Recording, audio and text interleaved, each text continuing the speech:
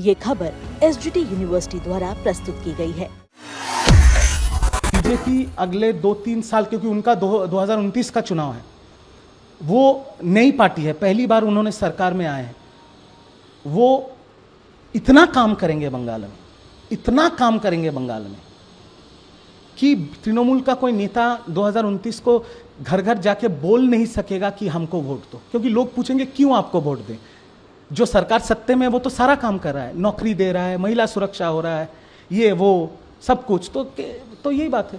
शुभेंदु दा कल शपथ लिए, आपके संबंध उनसे कैसे हैं और कैसे देखते हैं? शुभेंदु दा मुख्यमंत्री हैं, पहले बीजेपी के मुख्यमंत्री हैं। देखिए, मैं एक चीज़ क्लियरली बताना चाहता हूँ आपको।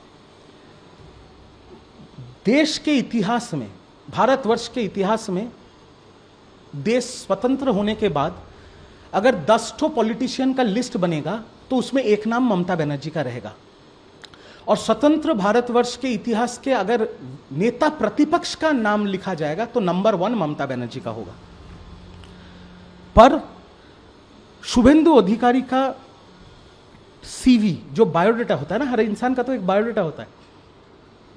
तृणमूल में रहने के time multiple time member of parliament, multiple time cabinet minister, central cabinet minister, नेता पक्ष प्रतिपक्ष होने के बाद ममता बनर्जी को, मुख्यमंत्री को नंदीग्राम से हराया, और इस बार नंदीग्राम से भी हराया, भवानीपुर से भी हराया। तो उनका सीवी जो है ना, वो और किसी का नहीं है।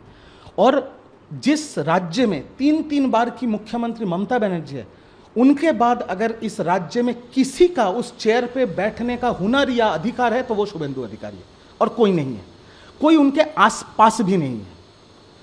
जब वो टीएमसी में थे तब वो रेड रोड पे पीडब्ल्यू टेंट में बैठते थे, तब तो मैं प्रवक्ता भी नहीं था, एकदम रोड साइड कैडर था। मैं ज़मीन से उठा हूँ आज यहाँ पर, मैं फ्लैग लगाता था। तब मैं जब उनके पास जाता था ना, वो इतने मोटे मोटे फिश फ्राई खिलाते थे मुझे, इतने मोटे मोटे। उसके बाद मैंने उनको अटैक किया, नंदीग्राम में खड़ा होकर उनको अटैक किया, क्योंकि मेरे को लॉलीपॉप दिखाया गया था टिकट का, और मेरे को बोला गया था कि करो, व्यक्तिगत आक्रमण करो। फिर भी मैंने नहीं किया है, बट जितना किया है प्रवक्ता के तौर पे किया है। इसलिए मैंने अपने वीडियो से भी उनको बोला कि वोट के दौरान, प्रचार के दौरान अगर आपको मैंने व्यक्तिगत कटाक्ष किया है तब मैं इस चीज को लेकर माफी मांगता हूं, और इसमें तो कोई गलत बात नहीं है। और मैं ये भी बोलूंगा, शुभेंदु अधिकारी मुख्यमंत्री बन के 2 दिन हुआ है, सिर्फ 2 दिन, बट इस 2 दिन के अंदर उन्होंने कम से कम 5000 तृणमूल कांग्रेस कर्मी का जान बचाया। उन्होंने, पूछिए कैसे?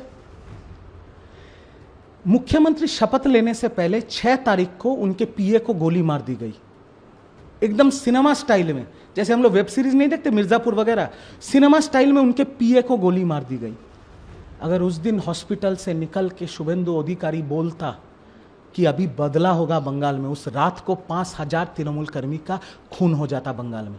शुभेंदु अधिकारी निकल के बोला कोई कानून अपने हाथ में ले लेगा, हम इस मैटर को देख रहे हैं, आप लोग शांति बना के रखिए। तो शुभेंदु अधिकारी मुख्यमंत्री बन के बंगाल के लिए कुछ किया है या नहीं किया है?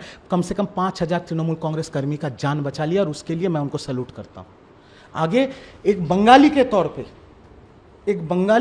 पे, बंगाल जिसकी जन्मभूमि है, बंगाल जिसकी कर्मभूमि है, बंगाल की जनता ने बहुत आस लेके, बहुत बड़ा दिल लेके उनको वोट दिया है, उनको जिताया है। अब हम भी नज़र रखेंगे कि वो अपनी वादा को निभाते हैं कि नहीं, वो हिंसा को बंगाल में रोकते हैं कि नहीं, वो औरतों की सुरक्षा देते हैं कि नहीं, वो गुंडों को जेल में डालते हैं कि नहीं। अगर वो नहीं करेंगे तो मैं तो अभी तृणमूल में नहीं हूँ, बट एक बंगाली होने के नाते मैं वो प्रश्न भी उनसे करूँगा, क्योंकि आज वो बीजेपी के नेता नहीं है, वो बंगाल के मुख्यमंत्री है, मेरे भी मुख्यमंत्री, आपके भी मुख्यमंत्री।